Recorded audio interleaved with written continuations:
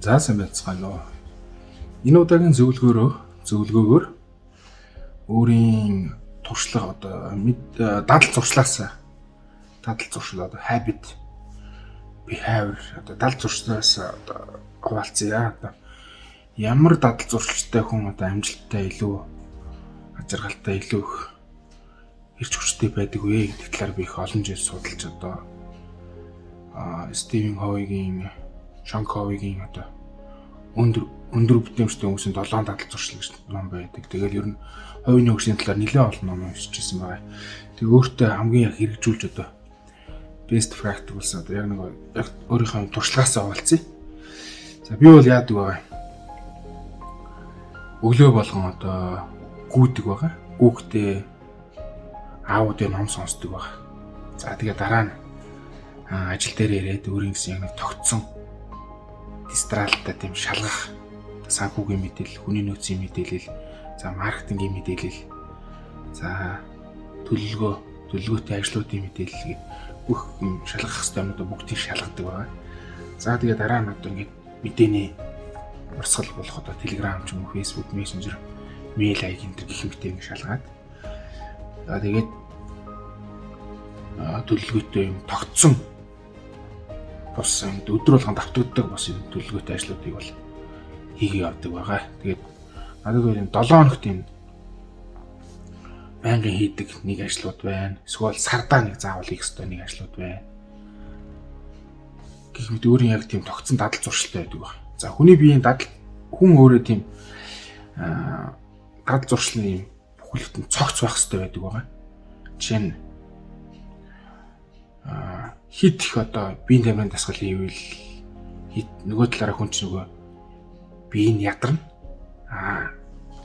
Тэгээ өөр ажил хийхэд бас хэцүү болоо явчихна.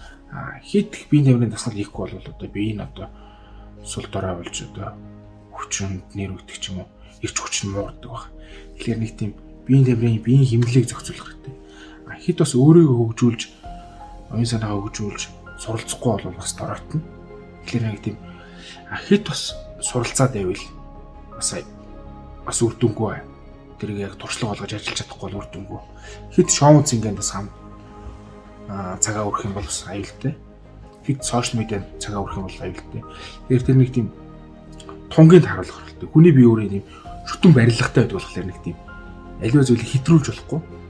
Яг өглөө хоолой идэл, өдөр хоолой идэл, орой хоолой идэх шиг нэг тийм хит хідэл тархалттай адилхан нэг тийм яг нэг тийм тунгийн харуулж амьдруулах хүн яг өндөр бүтээмжтэй, илүү хажиргалтай, илүү амжилттай ажиллах боломжтой байдаг байгаа. Бусдаас илүү өндөр бүтээмжтэй байдаг байгаа.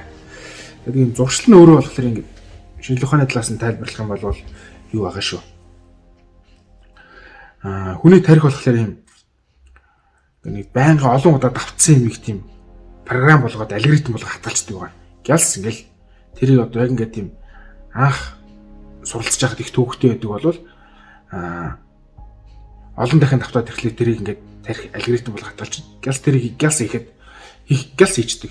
Тарих ингэж яаж хийх вэ гэд зовоод шаналаад стресстэй тархиныг ингээд ачаалж энерги зарахгүйгээр тийм болохоор гялс хийдэг болохоор хүн дадал болсон зүйлийг хийхэд их амархан байдаг. Сүүлдээ баг хийж байгаа хүн ч мэддэхгүй.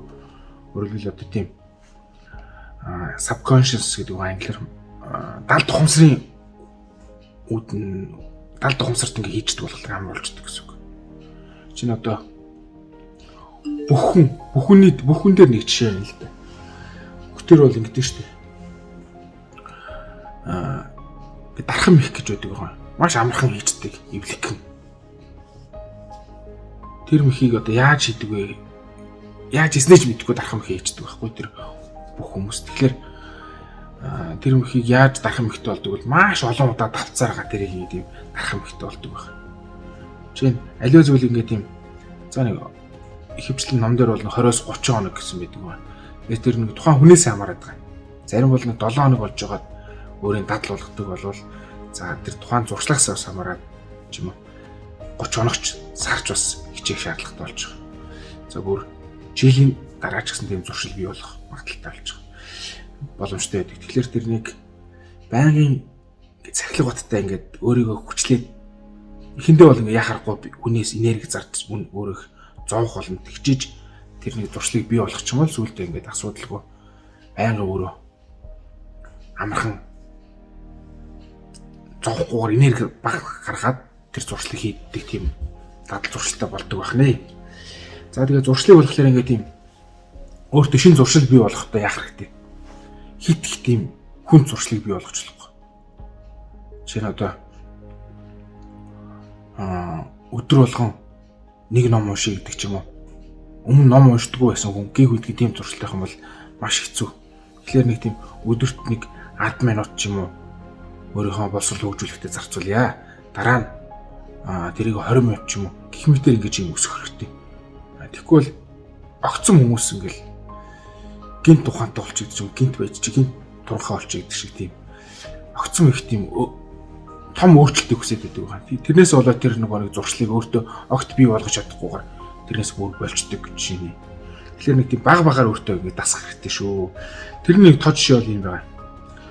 За нэг юм бас бүхэн жишээ. Домог ирээ шиг юм ирээд байгаа. Нэг эдэр залуу бүх ингэ тийм тугал багтна. Үхрийг тугал багтна ингээд өргөсөөр байгаа дөнгөр бүр том нас биеийн дүрсэн тийм шар хөрөлтөн өргөдөг болсон. Ийм домог түүх байдаг. Түүнтэй адилхан одоо тийм юмыг баг багаар ингэж өөрийнхөө зуршил болгож юм төвгүй идэг дадал болгож өөртөө суулгах хэрэгтэй. За тэгээд хүний бас наснд зуршил их өөр байдаг. Би чинь 10 жилдээ бол өөр зуршилтай байлаа. Дараа нь их сургууль оюутан 20 гаруй наснд бас нэг өөр зуршилтай байлаа. 10 жилдээ бол ингээд юм маш их суралцдаг. Өдөр шөнөгүй л 10 жилийн хичээл, тэгэл хувийн хөгжлийн хичээл. Тэгэл маш их тоглож нааддаг тий. Тийм байсан бол оюутан болоод тэгээд 20 гаруй наснда бол тоглож наадах нь багасаад суралцах нь ч гэсэн арай багасаад бүр өдөр шөнөгүй бүр ажилдаг байлаа бүр шүнжэнгөө ажил баг 24 цаг 48 цаг ажиллаждаг ингээд юм. Нэг удаа бүр ингээд юм. Манай офс подолд байдаг гэсэн. 7 хоногийн дараа ингээд юм нар харж явах чинь нэг өөр ингээд юм. Подолд нар байдаггүйсэн болохоор ингээд нар харлгүй бүр 7 хоног ажиллаж ирсэн. Тийм амар шаргуу ажилдаг тийм. Өөр тэрэн бүр дадал болсон. Тийм байсан. Одоо бол тэгж ажиллал баг имлэг түрхтгэр тийм. Одоо бид бол дийлэхгүй. Одоо болохоор ингээд ажиллах, амьдрах цаг нь бол ажиллах болон суралцах цаг нь арай багассан. Тэгээ эднийх аяг хоорондын уялдааг нь болохоор арай багаар ингээд өмнөх тийм хитрхи хаард байсан л одоо цөөнтэйгээр одоо бага цагаар суралцдаг болсон. Арай бага цагаар ажилладаг болсон ба. Энэ одоо хэмнэл нь арай бага болсон гэх юм уу. Тэгэхээр 40 гараа 50 гараад ирэхлээр бас миний дадал зуршил бас өөр болох байх. Ер нь бол ингээд нас явах ирээр бол хүний бие доройтдог. Одоо юу маань доройтдог одоо биеийн одоо эрчим хүч одоо арай сулардаг. Гэтэ тэрийг байнгын хэмнэлтэд арчилж явах юм бол гайгүй л дээ. За тэгээд ер нь ямар л одоо амжилтанд хүрэх гэж үзэж чинь яг тийм хэмжээний дадал зуршилтай байх хэрэгтэй. Жишээ нь одоо энэ Билл Гейтс ч юм уу, Элон Маск ч юм уу тэр одоо Жак Ма ч юм уу мундаг хүмүүсийг мундаг анлайлагчдыг үлгэр дуурайл авдаг мөртлөө тэрний яг дадал зуршлын хүмүүс яг өөртөө бий болгож чаддаг. Жишээ нь Элон Маск бол нэг өөрөмс дадалтай юм байлээ.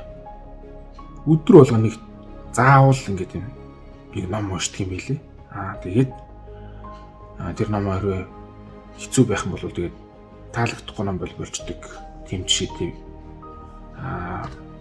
Харин Билл Гейтс болохоор заавал нэг ажлыг хоёр ажил нэг юм хослуулж яддаг юм байлээ. Жишээ нь одоо газрын теннис тоглож байхдаа аудио ном сонсдог ч юм уу.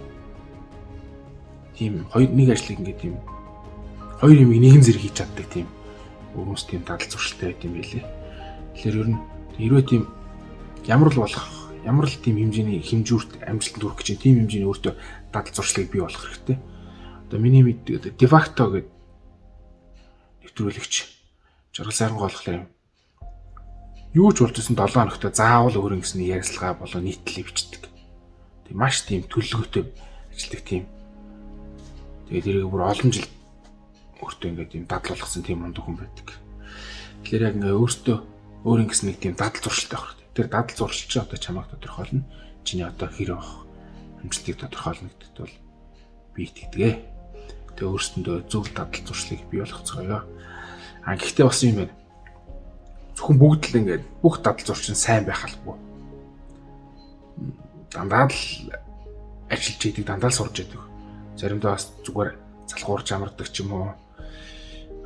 Эсвэл одоо найзтайгаа зингэж өгчлөлтөг ч юм уу. Тийм дадал зуршил байх хэрэгтэй. Тэгээд тэрийг мэдээж тунгийн таруулах хэрэгтэй. За бүгд нэг амжилт хүсье.